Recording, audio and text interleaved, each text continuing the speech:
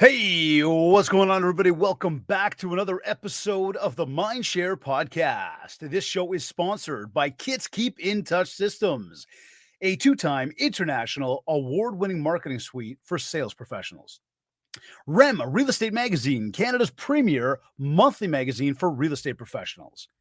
And the ORCF, the Ontario Realtors Care Foundation, enabling and empowering realtors across Ontario to fundraise in support of shelter-related causes in the communities in which they live and work. You can learn more about all of our sponsors by visiting my site, mindshare101.com. Now, while you're there, be sure to download your free copy of the Ultimate Marketing Bundle so you can build more mindshare to get more market share. Plus, learn more about our one-to-one coaching and keynote speaking. Now, just before we get into today's show, I'd like to ask you for your support. On September 12th, I will be joining an awesome group of people at the Ontario Realtors Care Foundation, along with realtors from across the province on the motorcycle ride for charity. We're riding in support of shelter-related causes in our communities in which we live and work. And as we all know, shelter continues to be an ongoing challenge for so many people out there. Now, as soon as I heard about the why this ride was in place, I needed to get involved and be part of it. And this year will mark my second year on the ride. And of course, I'm working to raise as much awareness and money as we can over these coming weeks. The ORCF does a lot of fantastic work organizing events to raise money and awareness. And they as well support many of our realtors who host their own events. So together, our industry can continue to give back. I'd like to ask you to go over to www.realtorscareontario.ca, click on Pledge a Rider, find, of course, my name, and make a donation, big or small. Any support you can provide will certainly go a long way. I sincerely thank you in advance. Today's episode is number 296. At a very young age, her passion for real estate was ignited. She was always drawn to the concept of home ownership and enjoyed honing in on the nuances and characteristics of what makes a property unique. She even stuck into a few open houses as a child. Over the years, this passion has evolved into a powerful sense of intuition that has served her clients well. She has a talent for spotting sound investment opportunities and a strong understanding of what will positively impact resale and what will not. Her extended reach on social media and viral content is a result of a following who enjoys listening to her insights and market trend opinions. Her honest, tell it like it is commentary is refreshing and always ahead of the trend. And she was named in a 2023 article titled 11 Women New to Real Estate Who Are Doing Big Things. Joining me on this episode of the MindShare Podcast is realtor Anya Ettinger. Anya, welcome to the MindShare Podcast. Thank you for having me. Absolutely. Now you just got back from a little nice little vacation. I did, yeah. Was the weather better there or here? Here it was really oh yeah. It is very, very hot. In Serbia and Montenegro, it's like 40 degrees without any humidex, and the sun is very spicy. Gotcha. Well, we've got some humidex here too, but we've had some good weather. It's been nice. It's been a nice summer so far, and I can't believe we're like already into pretty much the middle of August. Yep. Well, pretty much tomorrow. Wow. So tell me, how long you been in real estate? I got my license 4 years ago in June, and prior to that, I was working in different areas of real estate for probably 4 years. Okay, got it. Like what kind of areas? I did an internship with a commercial real estate investment trust. I did an internship with a real estate lawyer, and I worked with some realtors to help with marketing strategies and admin work. So I was around it for 4 years, and then so it's been like 8 years in the industry now, more or less. Got it. Pretty cool. Much. So you got in. What was the first thing that you did to actually get your first deal? So I was fortunate in that I had a family member who had the need to sell an investment property at the time, but this was 4 years ago, was just the beginning of the pandemic. So it was very interesting navigating my first sale as not only a sale in the midst of the first wave of the pandemic, but also a fully tenanted house and dealing with, accompanying everyone to showings, making sure everyone had masks and was being very safe. So that was the first one. And then I was able to spin off a couple of deals just from sign calls. And from that, I kind of hit a plateau. And, I was very young when I got my license. And so finding business through my own network was very difficult. Mm-hmm. And I had to kind of get creative in where I was going to find business and how I was going to generate it. So probably 6 months after I got my license, I committed to, using social media as a tool to market myself. And that is what brought us here today. Cool. Yeah, I want to dive into that more. It's funny. I think back and I look at a lot of the realtors who really kicked ass when the pandemic started and sort of like where the market went and how kind of easier it was to do a deal because there were so many people buying properties at the time. Yeah. And I've always looked and said, like, now people actually have to work their butts off to get that deal. And like, it's a totally different landscape than it was then. But then for what you just bring up around, like, you got in your first deal and you're like, here you are, like, navigating, actually showing properties and like people wearing masks and cleanliness. I guess totally opposite. It's almost like as if like right now, probably a heck of a lot easier. Yes and no. There were a lot of challenges with COVID, but also because that was the only thing that I knew, I didn't have the same struggle as someone who perhaps got licensed just before the pandemic. Right. I mean, again, it was not as difficult for me because I started working with buyers more so than sellers. And so I had a couple of really fortunate buyers that purchased just before the condo market really picked up again in 2021 and got in when it was really low in 2020. But yeah, it was a very confusing experience to navigate. And, I know a lot of people that get into real estate have family or friends that are in real estate and they have, someone to guide them. But I didn't know anyone, had no guidance, and really was just figuring everything out myself. So that was probably the biggest challenge. So, okay. So what do you know now that you wish you had known when you first started? So much. I So guess it's a much. loaded one, right? Yeah, I mean, there's a lot. I got a lot of advice that I now would look back and think was perhaps not the best advice. I had someone tell me very early on, don't do leases. They're a waste of time. They're a waste of, energy. But now I've learned that leases are a great way for you to get familiar with condo buildings and get familiar with what to look for in houses. And, it's not a buyer, but it's still something. And a Mhm. lot of leases will turn into referrals for buyers or sellers, or they will turn into buyers and sellers themselves. So I think that for new agents who are perhaps not starting on a team and are starting on their own, there's no reason to avoid leases because they really do help you get familiar with paperwork, get familiar with writing offers, get familiar with talking to people, talking to agents, and just helps you learn the industry in general and kind of helps prop you up for when you do get to the point of buying and selling. Okay, so then based on where you are today, would you still say that even today you still like to focus on those leases? Or do you think now being slightly more established 4 or 5 years in, now it's like, okay, I don't need to focus as much time and effort on them just because maybe they're not as big ticket? Or do you still look at it like, hey, there's an opportunity? I think there's always an opportunity, but I think Cool. that when you become busier, there is also, an understanding of prioritizing your time and understanding, where your balance is. So when I'm really busy, I might not have the capacity to take on leases, and I'm not necessarily actively looking for leasing clients, but if someone reaches out to me and it's a referral or even just someone reaches out, I do always try to at least connect them with a colleague who might be able to help if I don't have the capacity. Yeah, okay. Makes sense. Makes sense. So, we talk about getting busy. Yep. What does your prospecting look like on a daily basis? Like, what are you doing specifically to get out there and meet new people, whether they're sellers, buyers, leases, whatever? What are you up to? So What does a day look like?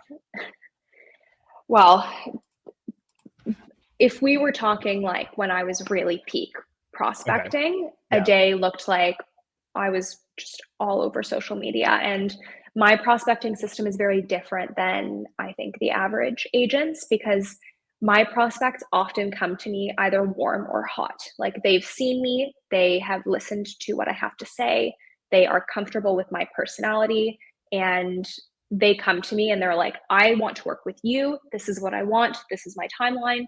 So there's a lot less conversion required on my part because I essentially do the conversion ahead of time with the content that I put out. And that way people already have a sense of who I am, and there's less needing to sell myself when I actually contact that lead. But I've also found now, hoping to diversify, since there are so many people on social media and you do eventually run out of ideas for content, I'm just trying to get out there and meet new people. I joined a rec soccer league at the beginning of the summer, just finding any ways to kind of meet new people, make connections. I'm not the most extroverted person, and I would prefer to be at home and watch TV or do a puzzle and hang out with my dogs than go out and go to a bar or go to some sort of a social meetup and network. So it is really a lot of effort for me to actually get out there and meet new people face to face. So that's something that I'm working on now. Cool. Okay. So first, I love the fact that you've gotten involved in extracurriculars. You know, something I suggest to anybody.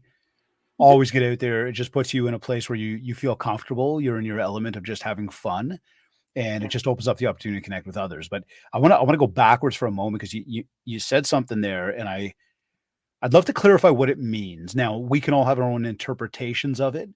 But I think that there's definitely people listening going, well, hold on, what does that mean? Like maybe I could do that. And you said there was a time where you would is basically spend your days all over social media. Mhm. Yeah. What So does that mean? Like, just tell me more, like the actions, you know what I mean? Because I think there's a lot of people, like you and I may understand, like, connect, do this and do that, but like, what specific actions were you taking when when you were doing that? yeah, so it's funny because a lot of people will assume that because a lot of my business comes from social media, that I sit on TikTok and Instagram and I just scroll all day, but I actually spend very little time on the apps. I would prefer to be doing a crossword. The time I would spend on social media, so when I first really got into it, and the beginning is the hardest, and that's when you really have to put in the most effort because you have to grow from nothing. Hmm. So I was posting 2 to 3 videos every day. So then I would be batch filming content for hours, coming up with ideas, researching what are topics I should talk about.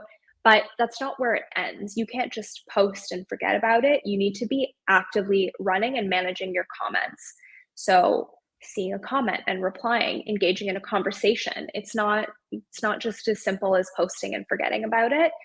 And I would do live streams on TikTok and managing, again, the comments that were coming in. And that's how I got a lot of business in the beginning, because people would comment and be like, what are your thoughts on this building? Or what do you think I can buy for 600,000 in Liberty Village? And so those conversations, those comments would turn into a conversation. And I would send them a message after the live stream and be like, hey, I saw your comment about buying a condo in Liberty Village. Is this something that is, something that you're planning on doing in the near future? And they would be like, yeah, I'm thinking of buying in 2 months when I'm done my probationary period at work. Would you be able to help me? So it was really, really important for me to be engaging and actively, trying to enter into conversations with the people that were following me or the people that were watching me. And I can't even count how many deals came from simply responding to comments and sending messages to people who put out a comment that seemed like it could lead to something. I am so with you when you say I do not like spending a lot of time on these social media platforms.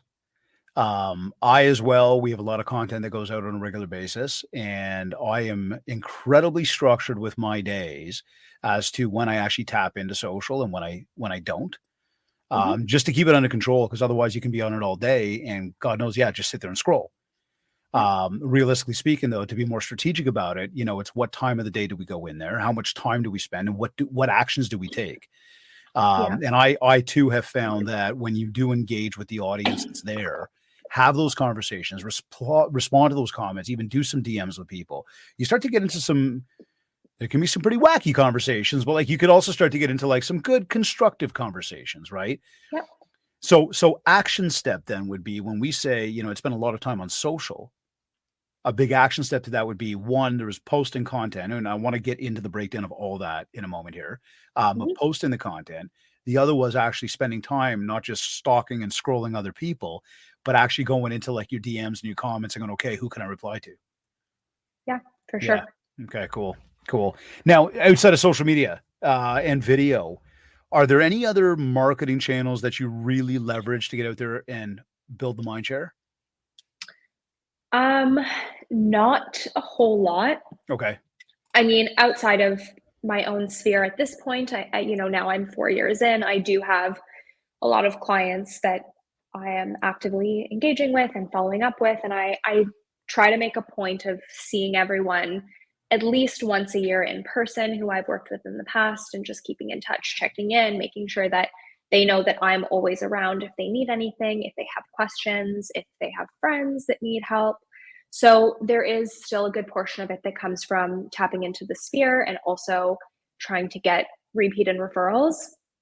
I'd say now too, as the social media, as my platform has grown, I've started being approached to do more traditional media. So I've been on Global several times. Um, I just did a piece with The Guardian. So now that's also added into the mix of making Nice. sure I'm keeping in touch with the traditional media streams and just making sure I'm always out there and people aren't forgetting who I am. But I'm not huge on other avenues like cold calling, door knocking. That's not necessarily the way that I went down. I did in the beginning. I tried everything, but once I kind of found the social media niche, I focused all of my energy on that because that was what was yielding the best results. Cool. Okay, so social's the big mainstay. Oh yeah. Cold call and door knocking aren't a thing, but what about like the warm calls? Like, do you get on the phone a lot, or is it a lot more like text message with people? It's a lot more texting, which Okay. I don't love, but Okay. I also Why? Why? recognize. Why? Why don't I love the texting? Yeah. I I don't love it from the perspective of I know a phone call is a lot more personal, Okay. Yeah. but Cool. I much prefer texting, mostly because I have taken a very strong stance since I got my license that I will never do something that I would not like to be on the receiving end of. And that's why I really struggled with door knocking and cold calling because if someone knocks on my door, I will hide. I don't want to talk to you. My dogs are going to bark. I don't want to deal with it. When I'm at home, I just want to be at home. And so I kind of felt that, I don't want to make people feel the same way I do when someone shows up at my door. And that's not to say door knocking is bad. It's just not for me. Fair. And Fair. that's kind of where the texting comes in is I would prefer to receive a text first because I might not be in the mood for a call and I am a lot of people in my generation hate phone calls. There's like a thing about millennials not ever wanting to be on the phone. So I recognize that my target demographic might prefer texting over phone calls. And Gotcha. so normally it'll be like, hey, it's been a long time since I've seen you. Are you free to grab some coffee or some lunch soon? And that way we still do get the face to face and the more personal connection. But I don't necessarily start with a cold phone call. Gotcha. See, it's funny when it comes to the door knock. Like, first, I know for a fact, and this is like 2 decades in this industry, it works. Yeah. But I also know a lot of people don't like doing it. Personally, for Yeah. me, I get excited when somebody knocks on my door, and only because of like it's me, and most times it's going to be a realtor on the other side of it. So there's just the perfect opportunity to see, okay, so what you're up to? What's your spiel over here? Let's see if you can convert me right now. So I have a Yeah. lot of fun with people at the door when they do that, but I can totally understand where you're coming from.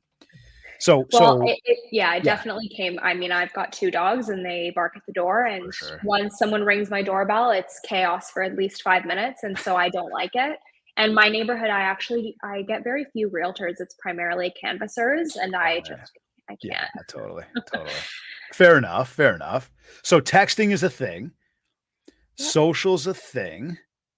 Yeah, and social is actually very powerful, and it's a lot more Oh powerful yeah. than people think. Yep. So when we talk about not taking much time scrolling, I actually do like to watch stories on Instagram because I have a lot of my clients find me on socials, so I have them on socials, and it helps kind of keep you in touch with what they're doing. So maybe they post an engagement announcement, or they're pregnant, or there's a big life change. They just got a dog. So it's really nice to keep up with what they're doing on social media because it gives you a point of conversation. I remember maybe this was 2 years ago now, one of my clients had posted that she got a huge promotion at work. So I took that as an opportunity to send her flowers, and I gave her a phone call and I said, "Hey, congratulations. I'm so happy for you," and sent her flowers. And it was something that she didn't expect, but because I was kind of keeping tabs on what she was doing, it gave me an opportunity to reach out for something more than just, "Hey, how's it going? Hey, do you still like the condo you live in?" Totally. No, listen, I gotta tell you, I think, stories for me are probably the best social media hack there is, and I say that to Oh people yeah. because to what you just said, like, it's real, it's live, like, it's in the moment, like, this is actually happening. If I'm, like, taking a picture up at the cottage or something, like, sometime within that 24-hour window, that's what I was doing. So it gives you a lot of, like, the behind the scenes real rawness to people. Yeah. The other thing to it that you obviously understand, I fully understand, is that the more active you are with your stories, the more consistent you are to keep them quote unquote alive as opposed to like not having something posted, the higher the chance is that every time I open up my Instagram, you're sitting there right at the top of my feed Yep. for free. Talk about Mhm. building mindshare, right? So I encourage everybody, my coaching clients specifically, obviously get something up there, sort of 3 to 5 different posts within a 24-hour window, just so that you're not constantly having to like post, but also so that it never actually dies. And now you'll always Yep. really show up at the top of people's feeds. Yep. You And know, I and also find for me, based on the way that I've structured myself, I mhm, know you talked in my bio about how there's a lot of transparency and it's really you get what you see with me. So I used to use a separate Instagram account for personal posts, but now I've kind of blended everything into the account that I use for my business because the same way I want to know what's going on in my client's life, they want to know what's going on with mine. They want to, I was just in Montenegro and one of my clients messaged me and she was like, "I'm also in Montenegro." oh, no way. And yeah, and it sparked a conversation. And so I think that giving them the opportunity to see into my life and see me as a person outside of a professional really kind of helps build stronger and deeper relationships than when it's very surface level and transactional. Like, you're my client, I'm your agent. This way, it's I'm a person and you're also a person. And you know my dog's names, and you know that I'm on vacation, or you know that, so and so is happening in my life. So I do think that it makes you a lot more personable and it makes people feel more comfortable reaching out to you. It's a great point. I'm very much the exact same way with Instagram. Like what you see is what you get. The guy on the Mhm. podcast, the guy on the stage, the guy riding his Harley, like sitting at the campfire having a beer, like it's who I am. And by sharing that, I've said this often, but I'm not everybody's cup of tea, but I don't really like tea. So it's like one of those where it's kind of like the people that will, your vibe attracts your tribe. Right? Well, And exactly. that's the Yeah. thing right there, So I love what you're saying about that one account, be very transparent. Now, the other thing I wanted to pick up on, and I just wanted to reiterate this to everybody listening. Love the fact that you'll go and let's say, for example, send the flowers to somebody based on something you saw on social. And, everybody tuned in. This is the premise of going, online to go offline. So I really love that you're doing that because it's like I'm on there. It's totally passive. You almost won't know that I'm on there. Then I recognize something, I see what you're up to, and because we got that connection, maybe I know where you live, or I know your phone number, whatever, you could back that up with something physical. Now you're bringing the Yeah. whole thing, like the relationship just goes to an even deeper level. Yeah. Nice job Yeah. with that. And yeah, and then you try to build traditions. I have some clients where, I have clients with 2 kids, and every year around Christmas time, I drop by with just some small presents for the kids, and that's become the tradition. They see me every year around the holidays. I have some that I see every time around their birthday. So it becomes really nice because you do get to build longer term relationships through something as small as sending someone flowers or giving them a call. It goes a long way. Yeah. It really does. So, look, my team had learned about you through your video content Hmm. specifically. Nice job, by the way. I know I sort of said that off the top, and it's what I really like about it is that it doesn't seem like you've gone over the top. And to you and to anybody listening, that is not a knock on it. In fact, totally different. It's very simple and it's very real. I really like that because it's just a real connection with a real person, as opposed to like, all this fancy stuff, which sometimes can get anybody thinking, oh, I probably couldn't reach that person, or they're too big for me, or too important for me, or I'm not important at whatever. The stuff is great. And you've even had a few videos go like majorly viral. I have, yes. So congrats. It's pretty cool, right? Like, but I want to talk more about that, about like how to leverage video to do big things in real estate. Because you're doing it. And when I look at it, I mean, I'll take a stab at it and say, you've got like a phone on a tripod and it's you. You might say to me, Dave, I got 3 people in front of me behind the camera, lights, microphones, action, and all that stuff. I'm going, I don't know if I'd believe it. And again, it's not a knock on the video production. It's moreover like it really seems real. And you seem personable. You seem like, I'm looking for the word, like I can actually connect with you. Like if I sent you a message, you would reply. Like it seems real. And I think that that's awesome. So a big congrats on just what you I don't even use a tripod. So, yeah. People have asked me that. They're like, Dave, should I get like a gimbal or what? I'm like, dude, it's my right arm. And sometimes it's my left arm. I have a gimbal. I have a tripod. I never use any of them. I have a selfie light. I don't use any of it. Okay, wait, I'm going to ask you then. The little igloo video with the snow. I didn't film that one. Okay. I was like, okay. The igloo video was actually very funny. So a person that deserves a lot of credit with my success on social media is my partner. He told me right off the bat, when COVID started, he's like, you got to get on this TikTok thing. I was like, nice. That's the dumbest thing I've ever heard. He was like, no, I'm serious. Like, you've really got to do it. And I was like, no, you're watching kids dancing. Like, I'm not going to do that. Yeah. And when I got to the point of, I had done those deals that I had, I guess we can call it low-hanging fruit that were there. And I had a couple more, but it didn't feel sustainable. And I had also, which I didn't mention, purchased a house not even 6 months into having my license. So not only that, but I just spent a bunch of money, have a big monthly revolving expense. And I was like, okay, well, I have to do something. So I looked at him and I said, if you think I need to do this, you're helping me. And he helped me come up with ideas, and he doesn't work in marketing or anything, but it was the pandemic. He wasn't really working. So he helped me out, and he was helping me come up with ideas. And that's kind of what got the ball rolling. But that day, I think it was like January 16th or 17th of 2021. That's my birthday, the 17th. Oh, happy birthday. Yeah. Oh, well, not now. Or was it 2020? Happy. Listen, my birthday is January 15th every year. Was it 2021 or 2022? And I think it may have been 2022. Yes. And the market was exploding and everything was crazy and everyone was sick of it. That was the messaging I was getting on social media. People were sick of it. They were like, what is going on? I don't want to keep chasing prices up. And there was this massive dump of a snowfall. And I know because I had a listing close that day and my clients could not get their moving truck out of the driveway. So we had this massive dump of snow, and my partner, Brandon, goes, we should build a snow fort and you should pretend to sell it. And I was like, great idea. And just so like that, eh? Yeah. And we built one. And the funniest part was that my next door neighbor's kid, who I think was 6 or 7 at the time, saw the video and was so upset because she was like, oh my God, is she actually going to sell the snow fort we built? Oh my God, that is so cute. Yeah, it was really sweet. And I was like, no, funny, it's going to melt. But yeah, so that was the one that really kind of got me on the map. And was that the one? Really? Okay, cool. That was the first big one. That was the first over 1 million view video. And that one just, I was everywhere. I was on BlogTO. I was on Narcity. Like everyone knew me. People, my partner's from Winnipeg.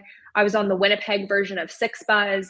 I was everywhere. So and cool. I was getting stopped. People were like, where, like, are you the snow fort girl? I was wearing an Aritzia Super Puff, and I have friends who work at Aritzia and said people literally came into the store showing them the video and said, I want this jacket. Oh my God.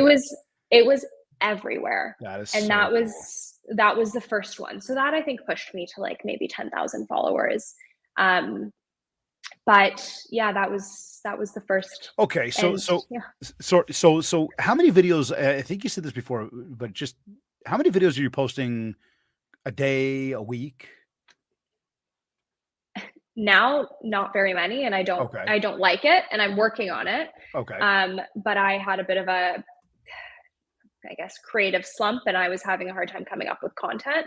And I was also quite busy with, I was running all over. This fall was very, very busy for me business wise. So I just didn't have time. And the downside of that, which I think anyone who tries to go down this avenue needs to know, is if you stop prioritizing filming content, the pipeline will dry out, because the whole point is that you post content, you generate new business, and it continues. And when, I learned this maybe a year into doing social media, when I got so busy that I wasn't posting consistently, I stopped getting a lot of leads.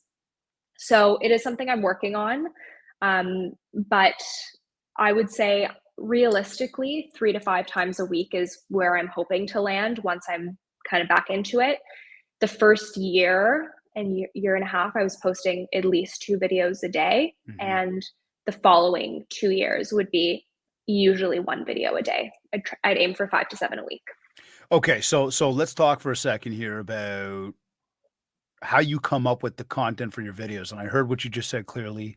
You've fallen off because it was about coming up with content, being Mhm. busy, and I get it completely because I'm on that same page.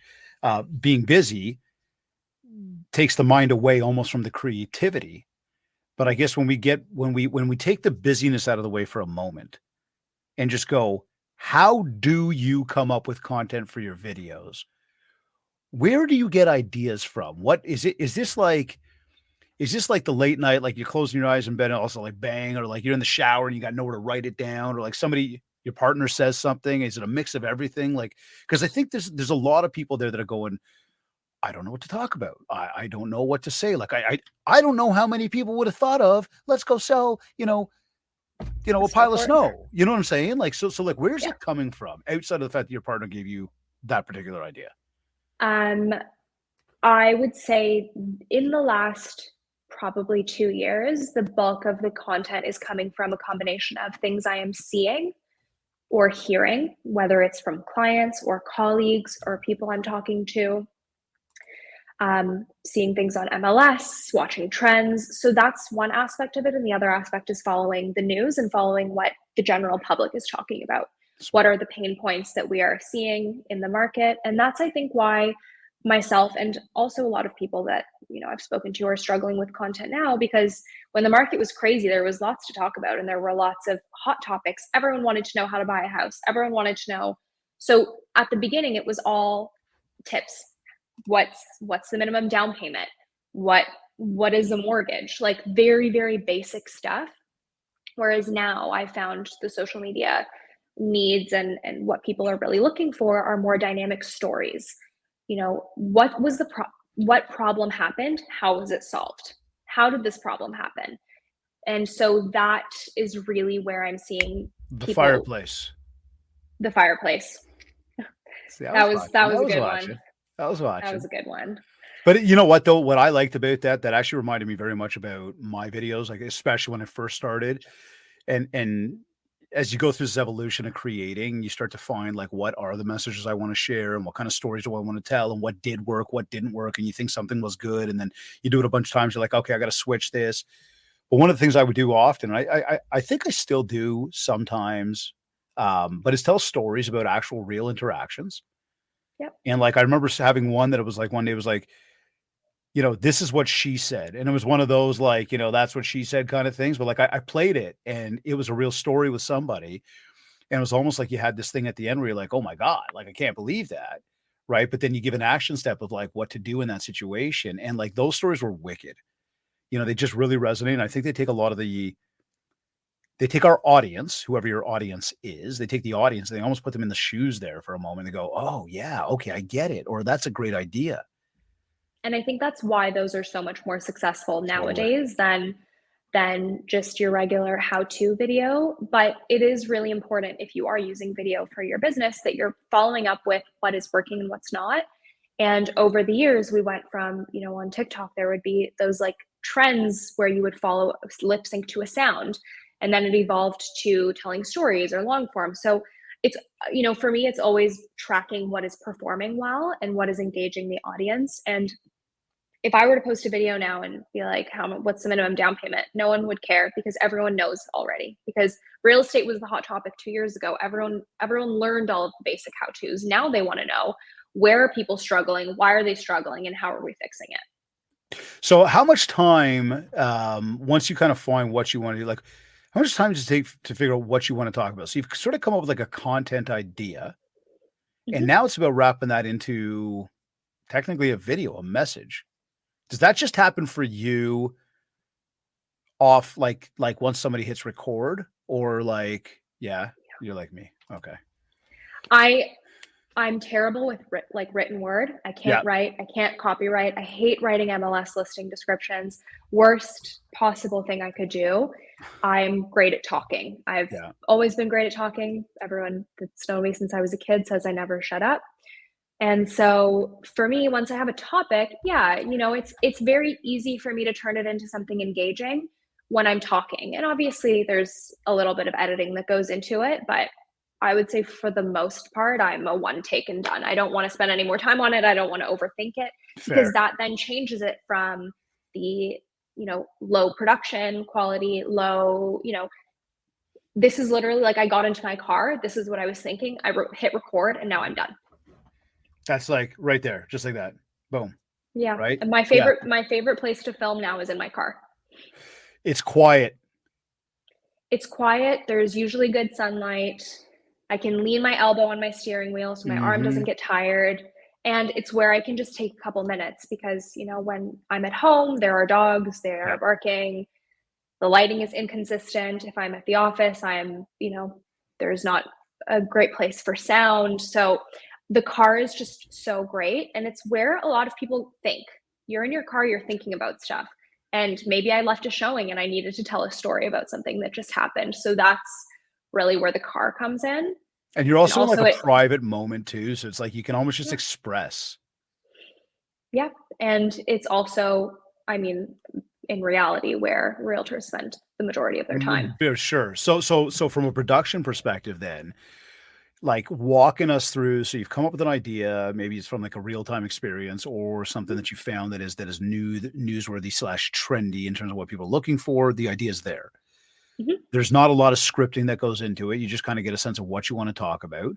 I do no scripting. Okay. From a time perspective, and I'm talking like how long you want the video to be, because naturally understanding the platforms, there's going to be like, I can't just do this for 7 minutes because I just want to talk. There's got to be a certain time. What are you working through? 60 seconds, 90 seconds? Is there a... So I found that more, at least this was like, say, a year ago, TikTok really started, because TikTok is really primarily where I'm posting, and then I'll repost on Instagram, but TikTok is kind of where it's all at for me. And I found that they were really trying to promote longer form content. So anything over 2 minutes, they were really pushing heavily, which is great because telling a story in less than 60 seconds is very hard. And the fireplace video that you mentioned had, I want to say 2.5, maybe 3 million views. Something like that. And that video was almost 5 minutes long. But it doesn't feel that way. I watched that thing for 5 minutes. Yep. Well, nice job. Yeah. And that video was everywhere. And it doesn't feel like 5 minutes because it's a really crazy story. And you get into it and you're like, I need to hear how this ended. So the timing really is less about, it's more about giving as much information and engaging information as you can in whatever time frame you need. Like no one wants to listen to you ramble for 5 minutes, but if you're telling a story that's super funny for 5 straight minutes, people are going to watch it. Okay. So you walk out, you got this idea, let's say fireplace or snow fort or whatever. Yeah. Technically we'll just assume step into the car and like hit record and just start going. Yeah. Yeah. Okay. Pretty much. How much time would you say that process typically takes you? And we're talking a 60-second to a, call it 5-minute video, idea pops up, we go sit down to record, we're done kind of thing. We've got a video that's ready maybe for editing, and we'll talk to that in just a moment, but like the first portion. For recording, I would say probably around 2 times the length of the video. So if the video is Okay. 2 minutes, I need 4 Fair. minutes. If it's 5 minutes, I need 10 minutes. And that's mostly because, like many realtors, I've got hardcore ADHD and I cannot talk without losing my train of thought.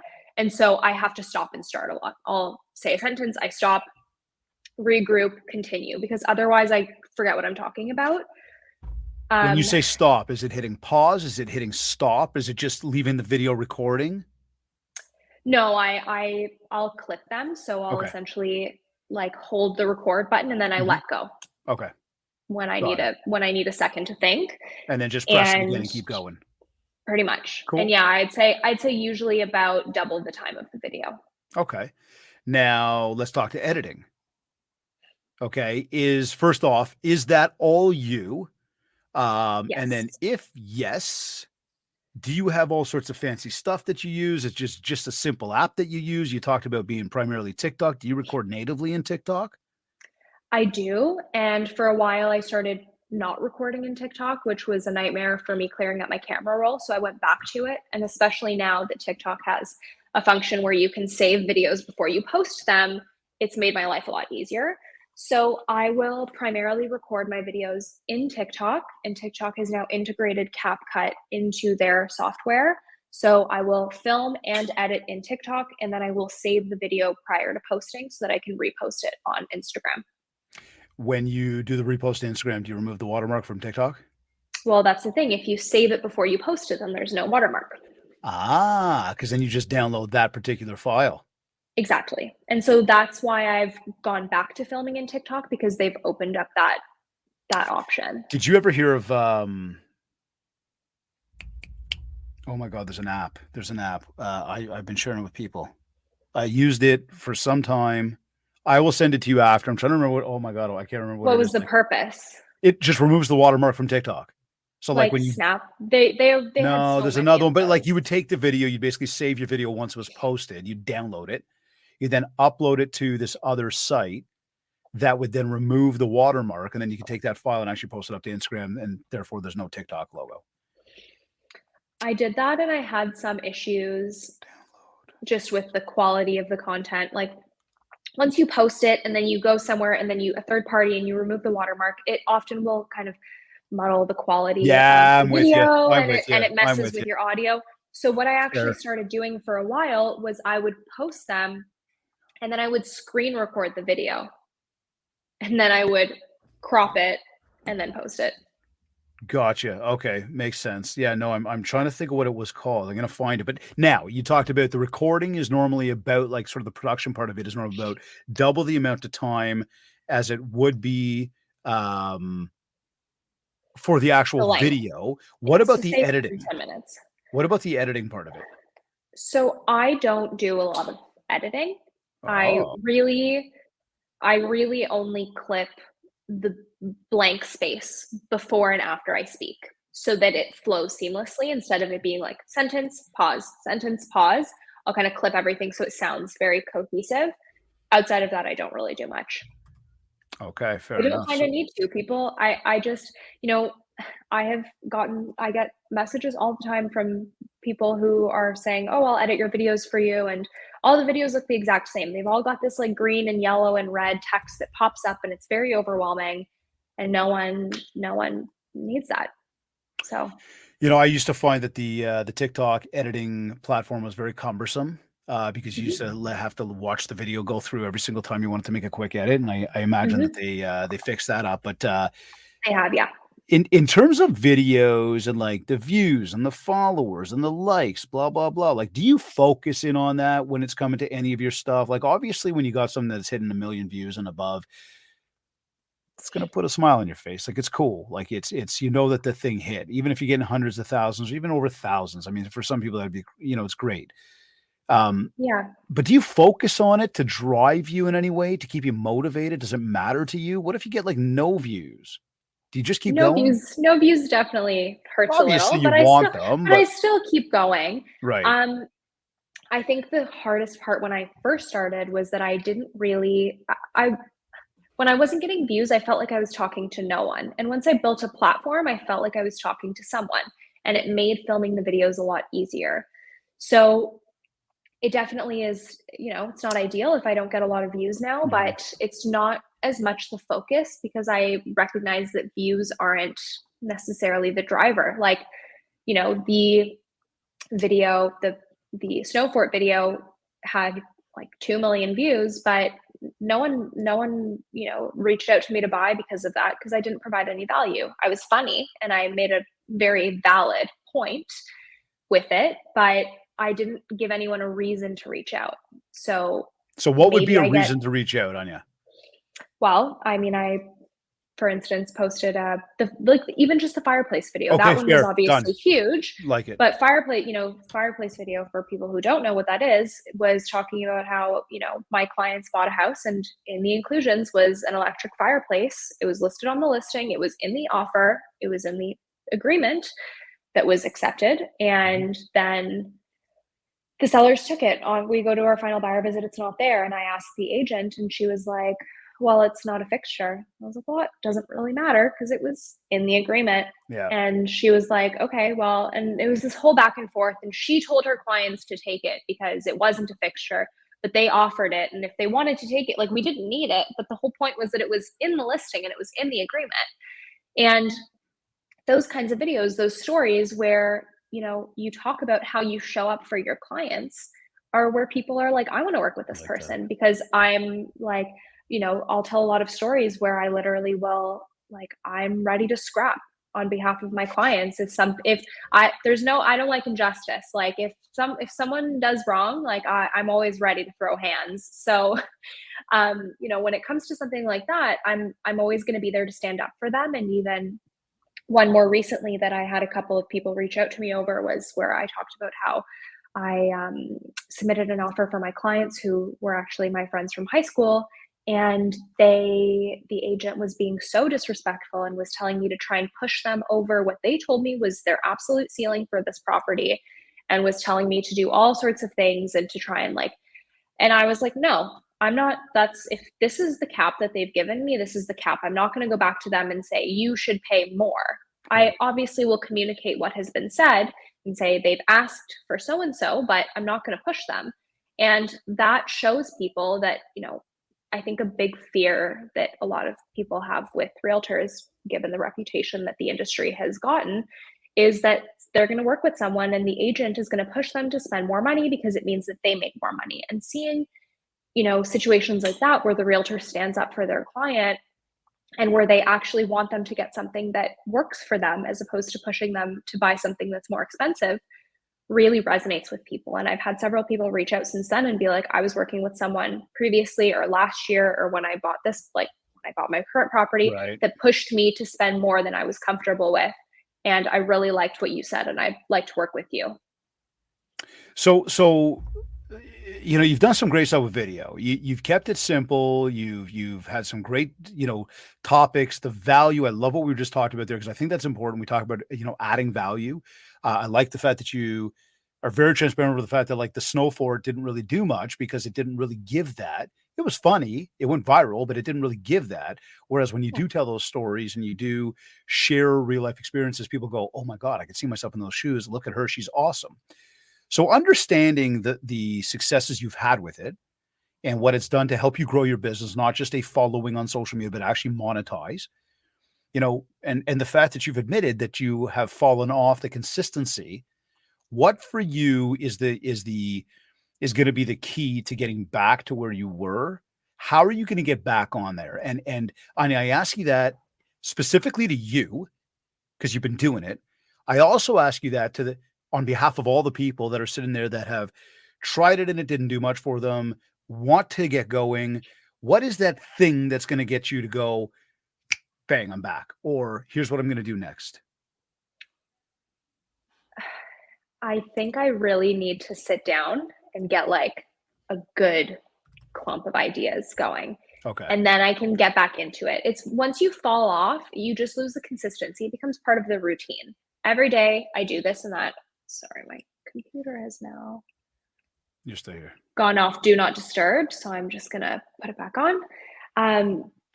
Yeah, once you lose the routine and the consistency, it's really hard to get back on. So I really just need to sit down and be like, listen, this is what I'm going to do. And, I was away, so I tried to take a break from my phone while I was gone. Good. But now that I'm back and have a little bit more time, I'm also going in for, I'm having surgery at the beginning of September on my hip, which I've done before and I've shared with my following. And again, there's always the raw content with that, but I'm going to be couch bound. So I think that that's going to really be good for me, and that I can sit down and just like film a bunch of stuff and really get back into it. Yeah, sorry, go ahead. Finish that thought. I was going to say, once you get on it, you just have to keep the ball rolling and really stay consistent. And then it makes it a lot easier not to fall back off. Are you rigid with the calendar? Like just in your day-to-day on a regular basis? Or are you kind of like one of those like, I kind of do what comes to me priorities? I am not rigid with the calendar in terms of when I do tasks. Okay. So I don't have like a Monday at 9 a.m. I do this, and this, but I do have a rolling to-do list where I prioritize what needs to get done first. Okay. I do live in my calendar, in that if there is a phone call or anything that needs to be done, if it is not in my calendar, I will not remember. I will not. There is 0% chance I will remember. Yeah. I always mix dates up. I get very confused very often, and my partner makes fun of me for it because I have no clue what day of the week it is most of the time, because, in real estate, everything blends together. So I rely on my calendar to keep me in check with actual events, meetings, calls, things like that. And then I try and kind of plan out when I'm going to do what, and I'll mark it off, but I'm not super rigid with it. Well, we're glad that you did today. I did not forget. For those same people that are okay, like I'm listening to you, I'm learning from you right now. What tips or advice might you give to people about getting comfortable producing their own videos? You're never going to be comfortable from the start. It comes with practice. If you go back, if you have the time to go back and scroll to the first videos I ever posted, I was whispering because I was so scared to speak that I would whisper. And it was so clear that I had no confidence and I was not comfortable behind the camera because it wasn't something I was used to. But with time and with seeing results, whether it was just a couple of comments or someone being like, you're doing great, it really brought, it made me feel more comfortable. And I'll also say, if, you're getting on there, people are mean on the internet, and especially with real estate, everyone hates realtors nowadays. And there's always going to be someone that has something to say, and you have to be able to brush it off and say, this person doesn't know me. They have nothing better to do with their time. And you just keep going, and you keep doing it for the one comment, or the one person that you get that actually is watching and who is, it's making a positive impact for. That's a very, very good point. There's a lot of very mean people out there, a lot of inconsiderate people out there. I've had the craziest comments come across my plate. And I would say to the same thing where you said earlier, going through and answering comments and stuff. I personally, those comments, I don't even acknowledge. Like, it's just, it starts to open up a rabbit hole, a can of worms online. People are keyboard ninjas. They're already incredibly rude and mean. And so to, go back and try to rebuttal that publicly, it never serves well. So I just stay away from that stuff. No, and it is hard. It's hard when you start to be able to brush it off, but people will say the meanest things. I had people tell me that my voice was infuriating. I had somebody tell me my head was too big. It's like doing a green screen. They're like, move your big head. Yeah, people don't care. And because it's anonymous, they can say whatever they want. So, you just have to learn, like, it doesn't matter what anybody else thinks. You're doing what you're doing and it's going to work, and you just have to stay consistent. So love that. Yeah. So you've done everything you had to do in a day. You've had a great day out there. Whether you produce your content, but you're running a good, successful business now, and congratulations to you for the growth. Thank you. At the end of the day, when you're done your day, how do you know for you that it's been a successful day for you? That's tricky because since I was a kid, I've had problems with ADHD, and, I always had a hard time getting everything done. So I've learned that as long as I get the important things done, or I've at least made progress and I've taken steps in the right direction, it's been a successful day. because Cool. everyone has rough days. You're not always able to get everything done. And in real estate, sometimes you get a call and it derails your entire day. So as long as you are doing everything you can to stay consistent and to stay productive, then I think at the end of the day, it's all good. Very cool. See, once again, that answer does not include money. We ask that question all the time at the end of the show. And it's interesting, right? Because again, we all get up to make money. Yet once again, the answer did not come back to money. So I find that unique. I find it interesting. I find it insightful for not just myself, but for everybody tuned in. And, Well, I you, think, yeah, I mean, I think that what I've seen is people who get into real estate for the money don't succeed because it's all they think about. When I got my license, like I said, I didn't know anyone in real estate. So I had absolutely no idea what agents made. I had no clue what commission rates were. None of it. I had no idea. So I came into it completely blind. And I think because prioritizing money was never something that I did, it helped make me the person that I am. And, it was a lot more, it makes people feel more comfortable with you because it's not about, I treat everyone the same. It doesn't matter what your budget is. You are going to get my full attention and I'm going to do everything I can for you. So love that. Got to do what you got to do. Just before we sign off, and we've had some great stuff today. I mean, again, talking about how to do big things in video, or with video to grow your real estate business. And I mean, you've been incredibly down to earth, incredibly insightful. And I appreciate that. I know the audience does as well, because again, and for everybody tuned in, the conversation today was very bare bones. And I say that again, Anya, in a fantastic way, because what it does is it empowers anybody to incorporate this into their business. And, we were tactical with it as well around how to come up with the content and what the production looks like. And it's not over the top. What is very important. We talked about consistency. We also mentioned about engaging with people and not just, somebody said it on a show recently to me, don't just be interesting, but be interested. Right. So you going through stories and sending flowers and just talking to people. These are the ways to make social media work. And as you said at some point during the show, it's incredibly important. It's so powerful. And I tell anybody, especially those of us introverted people, this is your coffee shop, but it's online, right? You don't even have to leave. Like it's no excuse, but again, acting with purpose is important. So any final words of wisdom from you just before we sign off that you want to give everybody to just help them get out there, build more mind share so that they can get more market share? Two things. One is I don't think anyone should feel obligated or pressured to make video content because that's what everyone is doing. The same way I don't feel pressured to door knock or to cold call. If it is something that you feel can work for you and is worth a shot, then you got to do it. And if you do it, you have to go all in. But the other aspect is you have to be yourself and you can't try to be someone else. I've seen agents try to mimic what I've done and try to mimic content that I've put out, and it doesn't work for them because they're not being them. It works for me because I'm being myself 100%. Like I will film in a hoodie or in my pajamas, not wearing any makeup, because that's who I am. And so if you're trying to be someone you're not, people will see through it and you're going to end up with A, clients who do not fit your personality, but B, you're not going to have success. So you really have to be yourself. Great message. Anya, thank you. It's been a pleasure having you on the MindShare podcast today, learning from you, speaking with you.